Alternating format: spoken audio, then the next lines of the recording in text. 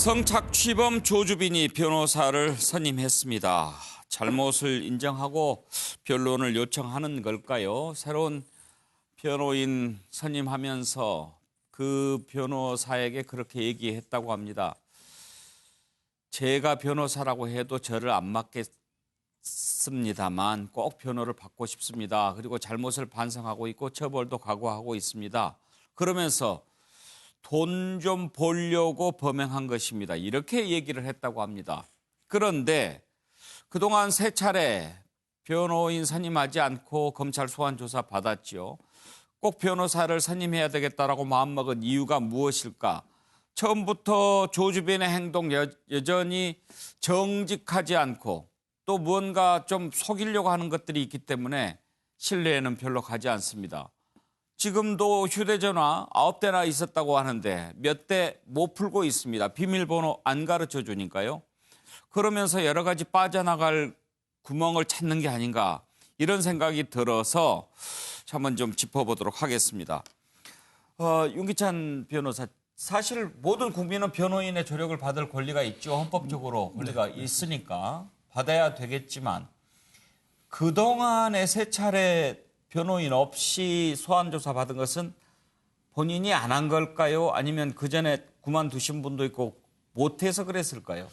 하려고 하는 변호인이 아마 없었을 것으로 보이고요. 이제 피의자 같은 경우에는 사실은 국선 변호인을 꼭 선임이 돼야 되는 건 아니거든요. 예. 그렇기 때문에 사선 변호인이 없게 되면 변호사 없이 조사를 받을 수밖에 없어요. 기소된 이후에는 뭐 가능하지만 예. 국선 변호인 제도가.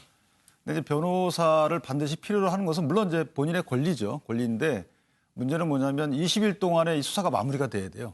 구속기간이 연장을 해도 20일이기 때문에 네. 20일 지나서 기소가 된 이후에 강제 수사를 거쳐서 확보되는 증거는 증거 능력이 없거든요. 그러니까 변호사가 어떤 법률적인 쟁점에 대한 문제 제기를 하거나 또 입회하는데 이제 변호사가 입회해서 조사받겠다. 예. 그럼 거부할 수가 있어요. 일단 선임이 된 이후에는. 그러니까 조사 과정상의 어떤 절차상 혜택 이런 것을 염두에 두지 않았나 싶고 예. 본인이 지금 뭐 나라도 내가 변호사라도 예. 맞지 않겠다라고 한 부분은 본인은 정상이다. 어떤 이 상식적인 시각에서 보면 본인은 정상인데 지난번에 출두할 때 얘기했던 것처럼 나 뭐 악마적 행위 이런 걸로 볼 때 예. 어쩔 수 없이 내가 이렇게 행위를 한 것이지 나는 정상적 시각을 갖고 있다. 이런 또 양형적 주장이 아닐까 예. 싶기도 하고요. 그렇습니다. 그런데 윤기찬 변호사 보시기에 지금 그 여러 가지 일련의 조주빈의 행동들 보시면은 어떻습니까? 지금 맨 처음에 경찰에 이렇게 나오면서 얘기했을 때 느닷없이 유명인들 이름 거명하면서 전혀 다른 방향으로 분위기를 돌린 거라든지 그다음에 또 묵비권을 행사하지 않으면서 열심히 진술을 하면서도 또 뭐 자기 개인 얘기를 좀 많이 살아온 얘기를 한다든지 그다음에 또 뭐 돈 사실 많이 번 것 없다든지 이런 것들 보면 뭔가 좀 그 반성하고 뉘우친다기보다는 법률을 어느 정도 이해하고 거기에 대응해서 막 이렇게 치밀하게 하고 있다. 이런 생각이 좀 드네요. 저는 그렇게 생각을 합니다. 상당히 지능적인 예. 사람으로 생각이 되고요. 지금 경찰 10일, 검찰 최대 20일까지 구속수사를 할 수 있어요. 예. 그러면 그 사이에 경찰 수사 역량이 한정되어 있기 때문에 뭐 이런 유명인들 얘기를 했을 경우에 그것이 피의 사실과 관련되면 수사를 해야 되잖아요. 그리고 본인이 쭉 본인 신상에 관한 얘기를 하게 되면 그것도 시간을 또 잡아먹는 겁니다. 그래서 기소 법정 가면 일단 본인은 제일 낫다. 왜냐하면 강제 수사가 안 되기 때문에 예. 그런 부분하고 이것은 이제 온라인 범죄이기 때문에 증거 확보가 상당히 어려워요. 본사에서 협조를 안 하게 되면 예. 기존에 있던 기기에서 추출해야 되는데 그런 부분도 어렵고 또 피해자나 가담자들이 진술을 해주지 않으면 그것도 어렵고 본인이 자백을 한다고 해서 보강 증거가 또 필요하고 이런 법률적인 여러 가지 절차성 이점이나 증거 관련된 법리 검토를 예. 본인이 알고 있지 않나 저는 이렇게 좀 생각이 드네요.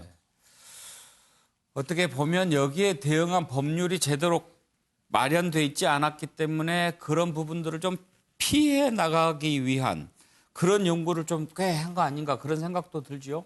그러니까 이미 이번 수사가 시작된 지 좀 시간이 지났잖아요. 이미 구속된 사람들도 있고 조주빈이 오히려 나중에 구속됐다고 해도 과언이 아니거든요.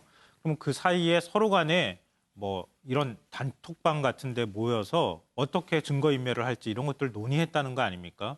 그러니까 조주빈은 자기 나름대로는 준비하고 나온 모습이었다. 지난번에 악마의 삶을 멈춰줘서 고맙다 이렇게 얘기한 거는 전 그렇게 생각하고요. 이번에 변호인을 통해서 말이 나온 걸 보면서 아 이제 변호인의 조력이 시작됐구나 이런 생각을 전 했어요. 예. 그러니까 변호인이 직접 조주빈이 얘기한 게 아니라 변호인이 말한 것과 조주빈의 얘기가 좀 섞여 있는 거 아닌가라는 생각이 좀 들었거든요. 왜냐하면 보십시오. 성착취 영상물 가지고 많은 사람들이 자기들끼리 나눠갖고 그리고 그 사이에 돈이 오고 갔다 하더라도 처음에 시작은 아마 그런 성착취라는 것, 그 행위 자체를 즐겼거나 아니면 그 행위로부터 모든 것들이 시작됐을 거예요. 근데 지금 결과적으로는 저는 그냥 단지 돈 벌기 위해서 그랬을 뿐입니다. 성착취에 관한 문제를 싹 지워버리려고 하는 모습을 보인다던가. 예. 그리고 변호인이라도 당신이라도 나를 안 맡을 것 같은데라고 하는 굉장히 뭐 겸손한 모습을 보인다던가 자기를 좀 낮추는 모습을 보이거나 이런 것들은 좀 계획적인 얘기들이 미리 고민을 하고 예.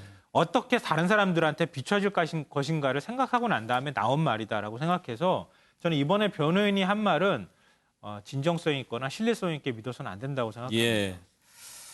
최명기 원장님 꼭 일주일 전이네요. 조주빈이 경찰에서 네. 나오면서 그 얘기했을 때 심리 상태 그리고 어떤 사람이라고 보느냐 그 말씀을 들었는데 일주일간 조주빈 관련해서 이렇게 여러 가지 뉴스도 나오고 네. 또 각 매체들이 다루고 이런저런 것을 보면서 조주빈은 어떤 유형의 범죄자일까 생각하십니까?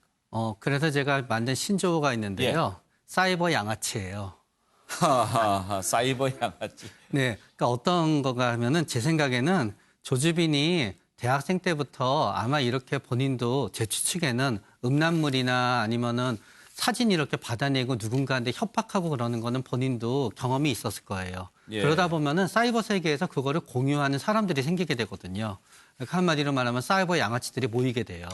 그리고 사이버 양아치들이 모이게 되면은 그 사이버 양아치들이 그 중에서 일종의 리더가 생겨요. 이거 해가 뭐 저거 해봐. 형 이거 어떻게 해야 돼? 이거는 어떻게 할까? 그러면 일종의 조언도 해주는 게 생기게 되는 거예요. 예. 그들이 일종의 사이버 세계에서 범죄 집단이 되는 거지요.